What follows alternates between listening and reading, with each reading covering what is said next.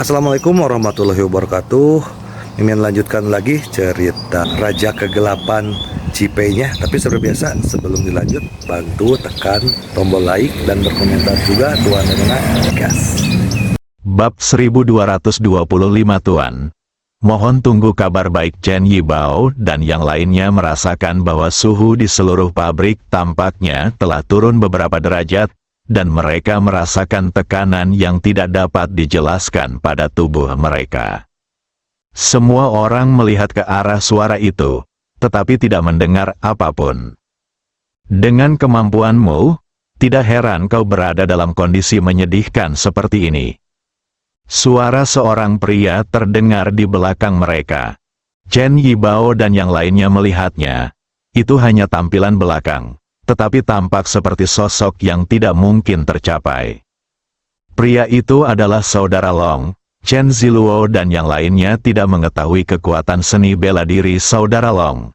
Tetapi Chen Yibao segera merasakan aura kuat saudara Long, yang merupakan aura yang hanya dimiliki oleh orang kuat Ling Kongsu.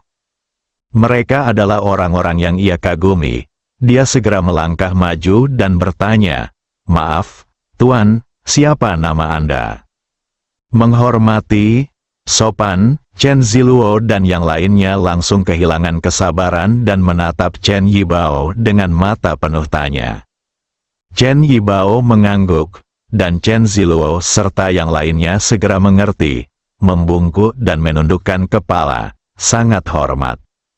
"Tidak perlu menanyakan namamu, apakah kamu ingin balas dendam?" Saudara Long bertanya dengan santai. "Ya, sangat." Wajah tua Chen Yibao merah dan bengkak, dan dia berkata dengan cemas. "Jadi bagaimana caramu membalas dendam? Dengan mulutmu?" Saudara Long bertanya langsung saja. Chen Yibao dan yang lainnya tiba-tiba merasakan wajah mereka terbakar panas. Begitu panasnya hingga mereka merasa sangat malu.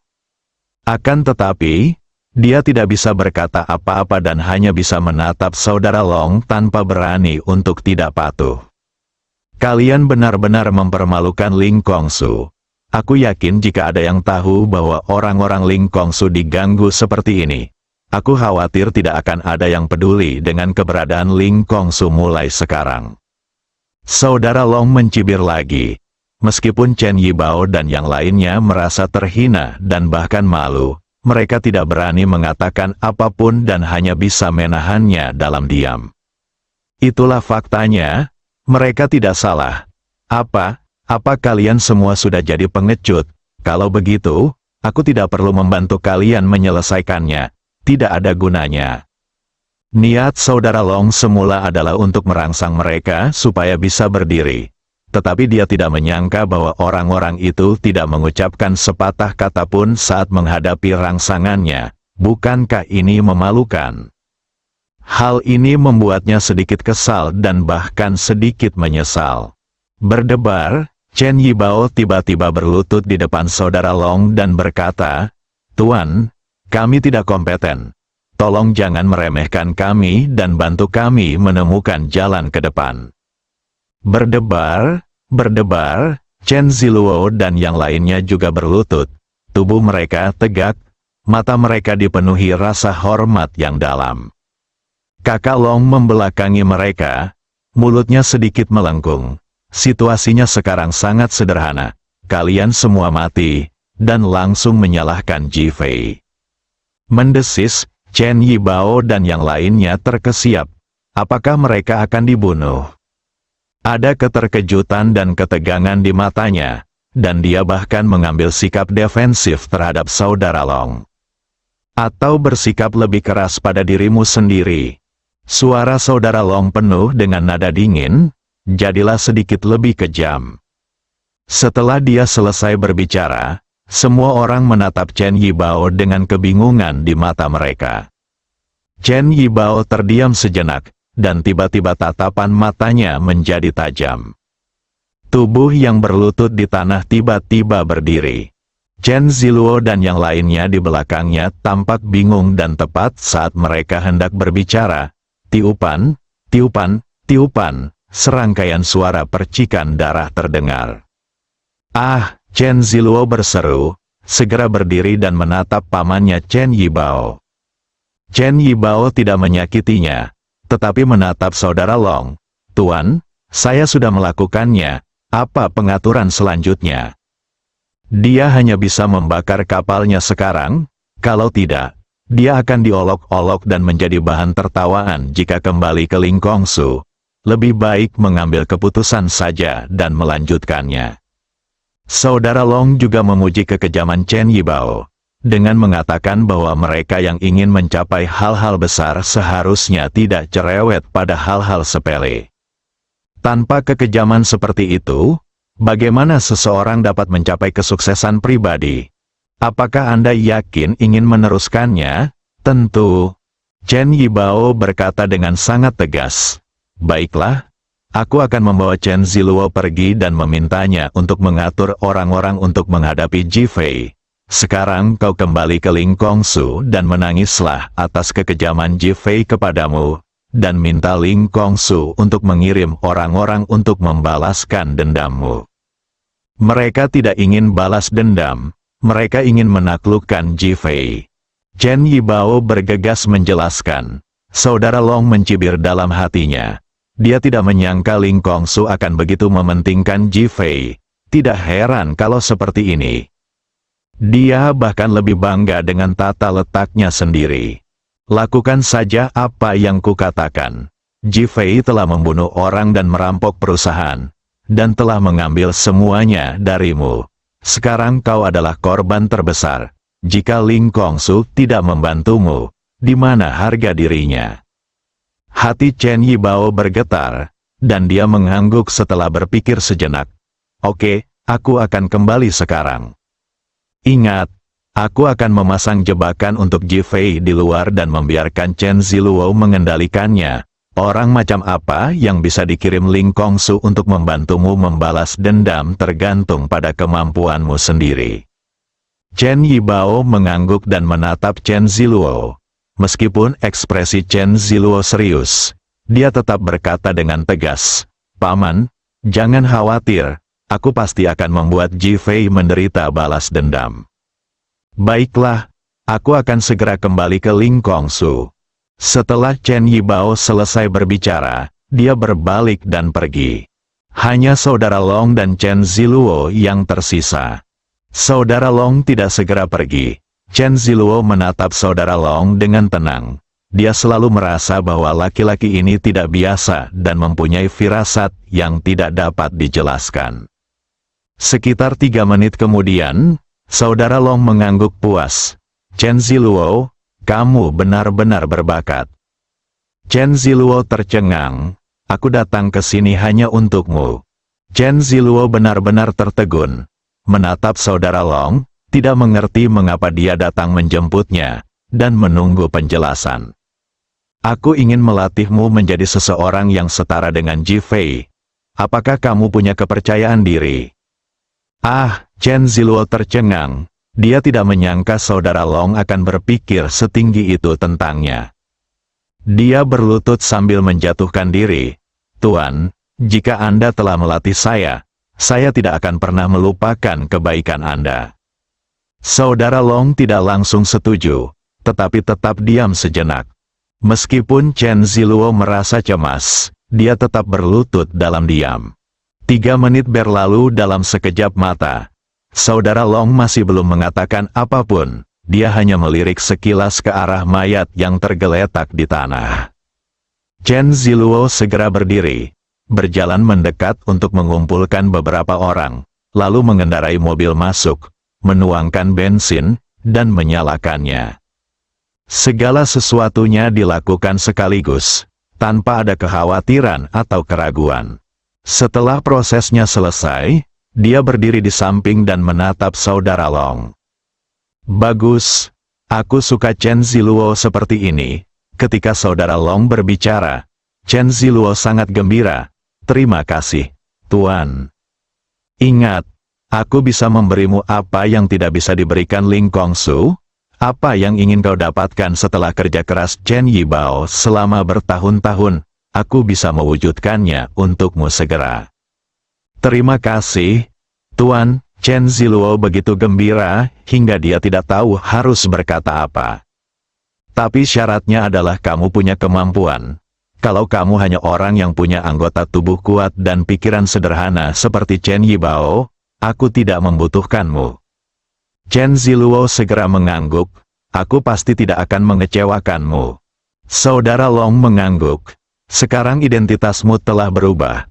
Mulai sekarang, namamu adalah Long Ziluo. Pergilah ke Longcheng Longshan sekarang. Seseorang di sana akan bertanggung jawab untuk menghubungimu. Sebuah topeng kulit manusia dilemparkan ke tangan Chen Ziluo.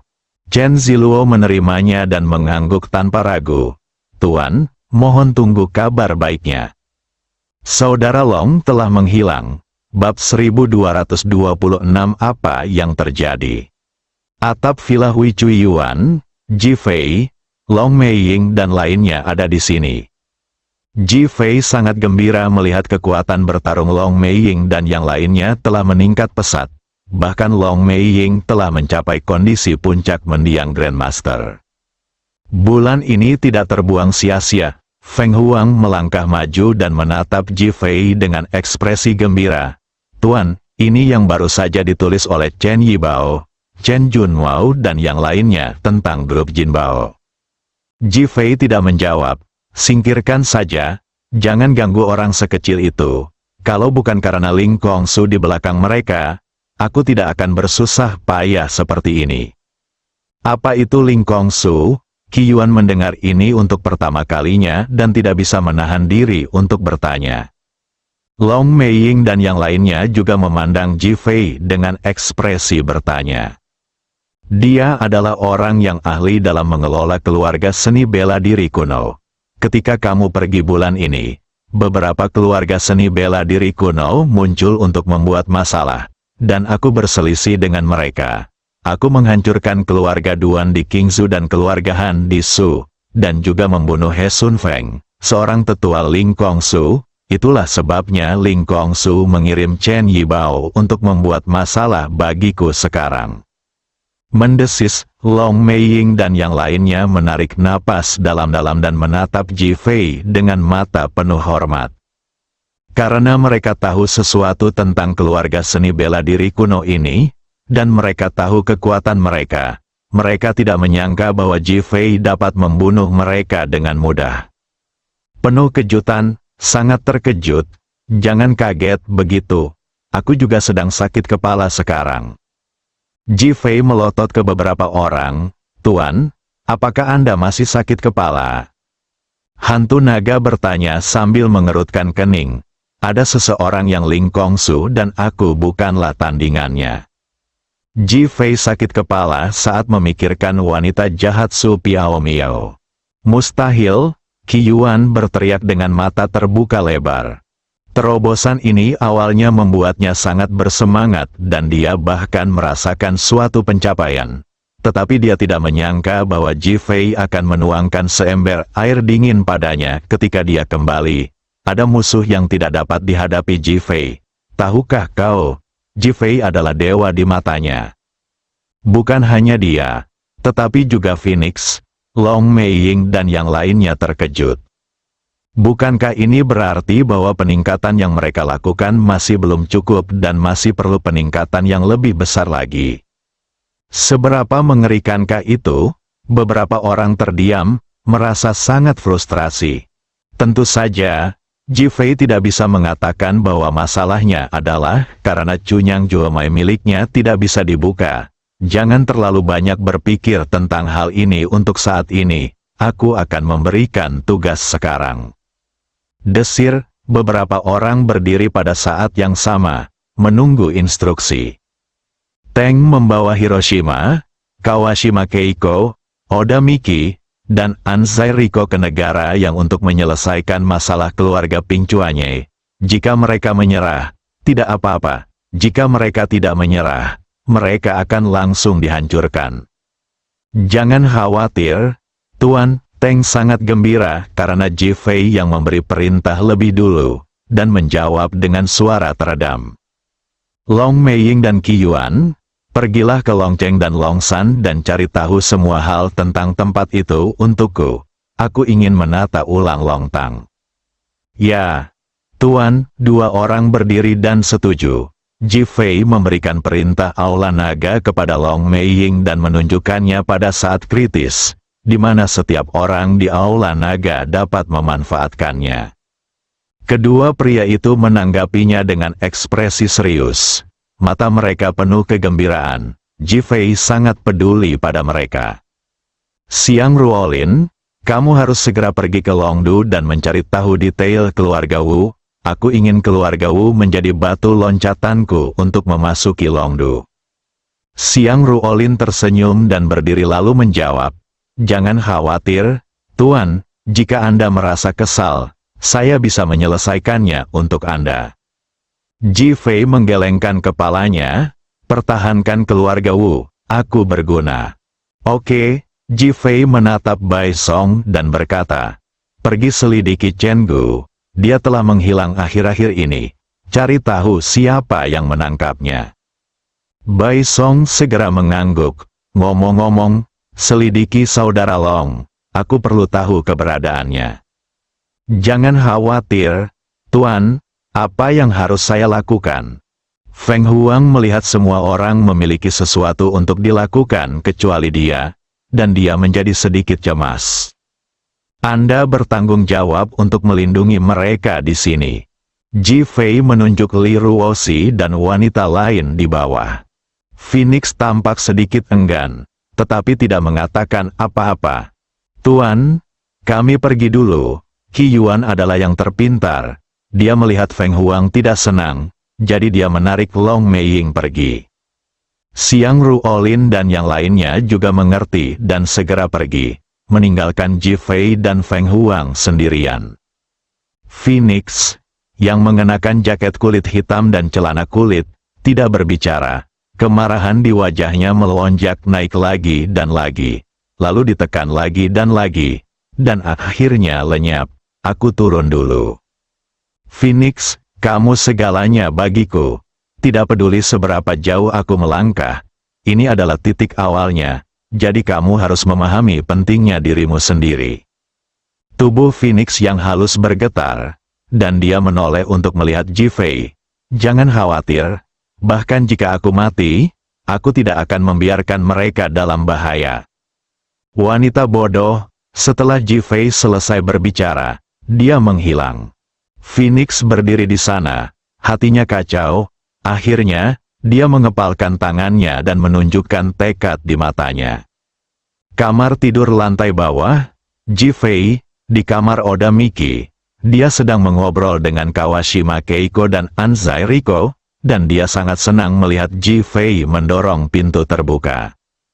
Saat menghadapi Ji Fei, Kawashima Jizi tidak lagi bersikap dingin seperti sebelumnya. Sebaliknya, matanya dipenuhi dengan gairah. Adapun Ansilik Siang, dia tahu bahwa dia tidak layak untuk Ji Fei, jadi dia tersenyum dan menjaga jarak. Kalian bertiga sudah banyak berkembang. Ji Fei mengamati mereka dan tidak hanya keterampilan dasar mereka, tetapi juga tingkat seni bela diri mereka meningkat pesat. Ketiga orang itu tampak sangat bersemangat ketika mendengar topik ini. "Akhirnya, kita bukan lagi orang lemah," Oda Miki menggoda sambil tersenyum. Ji Fei mengangguk, "Saya berencana agar kamu dan Hiroshima kembali ke negeri Yang." "Kami tidak akan pergi." Mata Oda Miki yang berbentuk almond melebar semaksimal mungkin, mengekspresikan penentangannya. Tubuh halus Kawashima Keiko bergetar, dan gaun kasa hitamnya bergoyang seperti riak, dan dia juga tampak sangat bersemangat.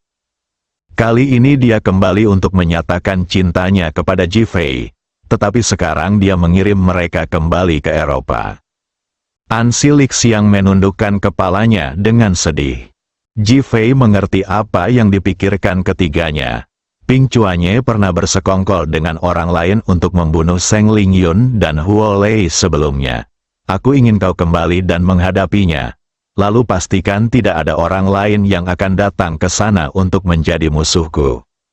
Ketika Oda Miki mendengar ini, dia terdiam.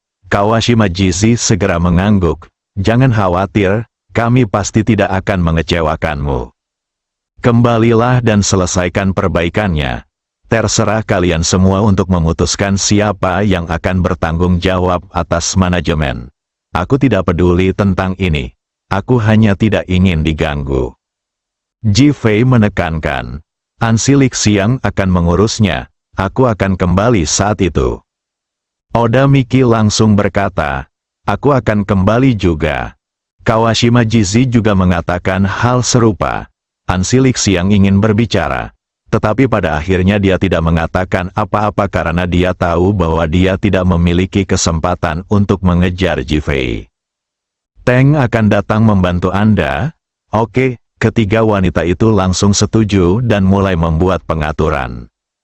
Setelah Ji Fei menyelesaikan semua persiapan, dia kembali ke atap dan tenggelam dalam pikirannya sendiri.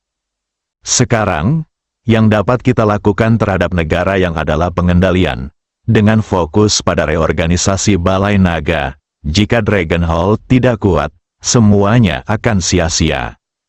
Dia sangat menyadari bahwa memperbaiki Longtang akan memengaruhi kepentingan banyak orang, dan dia harus membuat persiapan yang memadai sebelum melakukannya. Sekarang jaringnya sudah dibentangkan, dan kita tinggal menunggu untuk menutupnya. Terbang di udara, Tuan, aku kalah. Aku mempermalukan Ling Kongsu. Chen Yibao kembali ke Ling Kongsu, berlutut di depan pemimpin sekte Ling Ruofeng dan mulai menangis dengan sedihnya. Ketika Ling Ruofeng melihat pakaian Chen Yibao robek, wajahnya penuh luka, dan dia tampak menyedihkan. Dia tidak dapat menahan diri untuk tidak mengerutkan kening dua kali, memperlihatkan ketidakpuasannya yang nyata. Apa yang sedang terjadi? Suasana di tempat kejadian tiba-tiba menjadi sunyi dan menjadi jauh lebih khidmat. Bersambung,